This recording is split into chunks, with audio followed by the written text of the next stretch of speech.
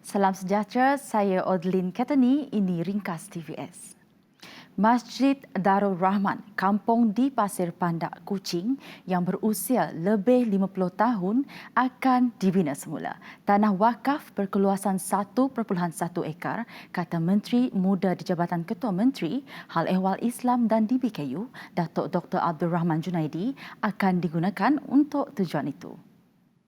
Masjid tersebut perlu dibina semula ekoran keadaannya yang uzur serta beberapa struktur yang sudah rosak selain keadaan sedia adanya yang sempit dan tidak mampu menampung bilangan jemaah yang semakin bertambah. Tambahnya pembinaannya yang bermula suku kedua 2021 kelak mampu menampung keperluan 1,000 jemaah. Seorang anggota pasukan gerakan AM PGA yang bertugas di sempadan Malaysia Thailand maut dipercayai ditembak awal pagi tadi. Dalam kejadian pada 3.10 pagi itu, mangsa Korporal Baharudin Ramli, 54 tahun sedang bertugas bersama seorang lagi anggota PGA, Korporal Norihan Tari, 39 tahun yang mengalami kecederaan parah. Kejadian berkenaan disahkan oleh Komando PGA Brigade Utara, Senior Assistant Commissioner Abdul Ghani Muhammad G. Mayat mangsa dibawa ke Hospital Tuanku Fauziah HTF di Kanga dan mangsa yang cedera sedang dirawat di HTF dengan keadaannya dilaporkan kritikal. Difahamkan Ketua Polis Negara Tan Sri Abdul Hamid Bado dalam perjalanan ke Perlis bagi melawat mangsa dan meninjau keadaan semasa. Satu sidang media akan diadakan Polis Perlis berhubung kejadian berkenaan. Malaysia Airlines Berhad MAB menawarkan pelanggan tiket penerbangan bersubsidi untuk destinasi domestik bagi menyokong inisiatif kerajaan iaitu Gelembung Perjalanan Hijau. Gelembung Perjalanan Hijau ini merupakan perjalanan rentas daerah dan negeri membabitkan negeri-negeri zon hijau. Ketua Pegawai Pemasaran dan Pengalaman Pengguna Kumpulan Malaysia Airlines, Lau Yin Mei berkata, syarikat penerbangan itu tetap optimis perjalanan dan pelancongan domestik akan pulih dengan pantas dengan semua pihak bersama-sama memainkan peranan mereka dalam memastikan semua langkah keselamatan dan kesihatan yang berkaitan pencegahan penularan COVID-19 dipatuhi ketika melakukan perjalanan. Di bawah program itu, pelanggan boleh menuntut potongan harga sehingga RM200 untuk tambang kelas ekonomi dan perniagaan Malaysia Airlines ke semua destinasi tempatan. Katanya pelanggan perlu mendaftar sebagai ahli Enrich. Untuk meneruskan tempahan itu, penumpang juga berhak mendapat bonus 500 Enrich Miles yang akan dikreditkan selepas selesai melakukan perjalanan udara. Inisiatif ini berkuat kuasa sehingga 8 Disember untuk perjalanan mulai 23 November 2020 dan 30 Jun 2021 untuk semua tempahan yang dibuat di laman web malaysiaairlines.com/cuti Malaysia. Bertemu kembali. Barisan Nasional BN perlu meletakkan keutamaan suara peringkat akar umbi di kedudukan tertinggi bagi memastikan gabungan politik itu terus relevan. Bendahari Agung BN Datuk Seri Syamuddin Hussein berkata, ia kerana nasib BN sebagai sebuah gabungan politik ditentukan oleh suara akar umbi.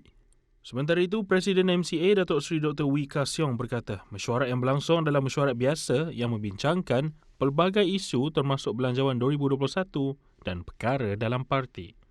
Antara yang dibincangkan termasuk sokongan pada bajet dan juga cara untuk memperkukuhkan BN supaya kekal relevan.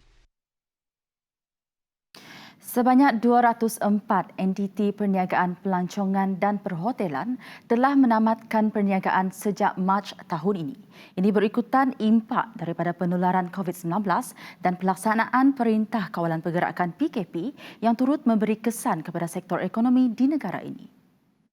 Menteri Pelancongan, Seni dan Budaya Datuk Seri Nancy Shukri berkata, berdasarkan data yang dikeluarkan Suruhanjaya Syarikat Malaysia SSM, jumlah itu merangkumi 109 entiti berkaitan perhotelan, resort, motel, inap desa dan chalet, manakala 95 syarikat berkaitan agensi pelancongan dan pengendali aktiviti pelancongan.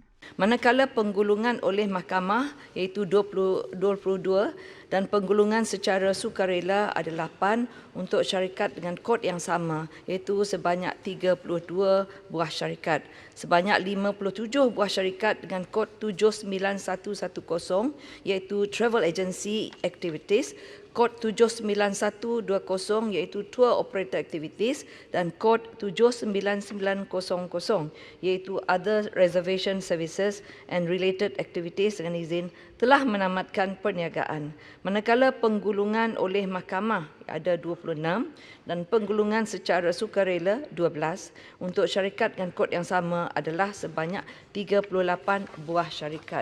Beliau berkata demikian pada sesi soal jawab di Dewan Rakyat pada Isnin sebagai menjawab soalan Datuk Ahmad Jazlan Yaakob BN Machang yang ingin tahu jumlah hotel dan syarikat pelancongan yang gulung tikar sejak pemulihan PKP hingga 31 Oktober serta inisiatif kementerian kepada syarikat untuk menampung kos operasi sehingga pintu-pintu ekonomi kembali dibuka. Tambah Nancy lagi kementeriannya akan meneliti perkara itu selain mengadakan perbincangan dengan agensi kerajaan yang lain serta persatuan berkaitan bagi mengenal pasti isu dan mencari penyelesaiannya. Bagaimanapun katanya sebanyak 135 syarikat dan pengusaha pelancongan yang memohon lesen baharu telah diluluskan bagi tempoh sama. Sementara itu Nancy berkata, kementerian bercadang memohon peruntukan pembangunan kira-kira 50 juta ringgit untuk tapak ekologi Sungai Batu Kedah sebagai pelan pusingan dalam rancangan Malaysia ke-12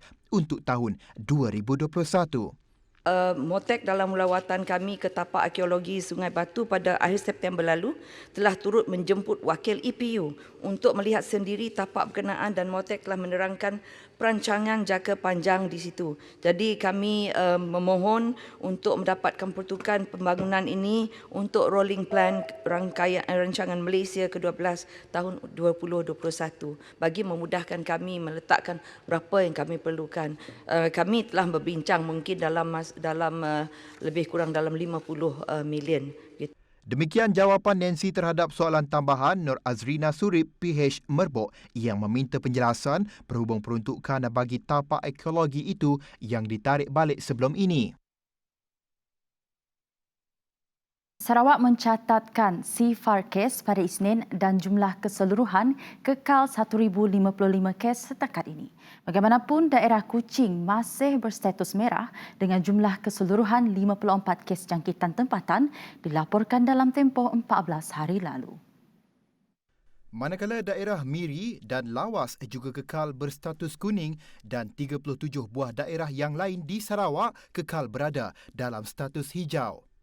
Jawatan Kuasa Pengurusan Bencana Negeri JPBN Sarawak dalam kenyataannya pada Isnin berkata, terdapat 5 kes baru yang telah pulih dan dibenarkan discharge dari Hospital Umum Sarawak.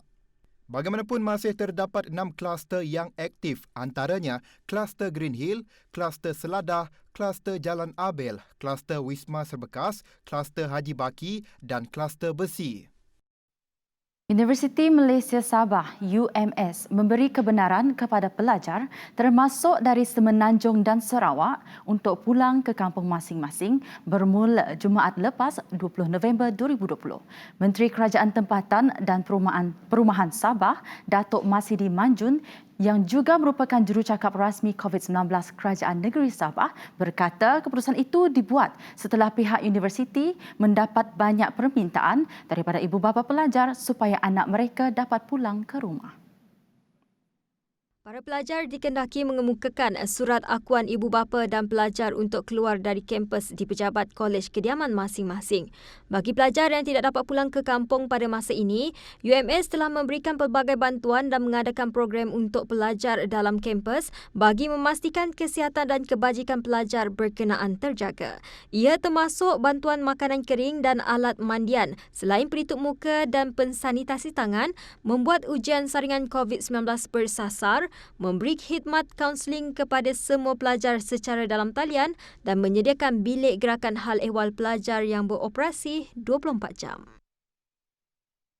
Laporan itu tadi mengakhiri ringkas TVS untuk jam ini. Teruskan kesetiaan anda bersama kami. Ingat, peperangan kita menentang COVID-19 masih belum selesai. Jaga kebersihan diri, jaga penjarakan fizikal dan patuhi SOP yang telah ditetapkan. Kita mampu melakukannya.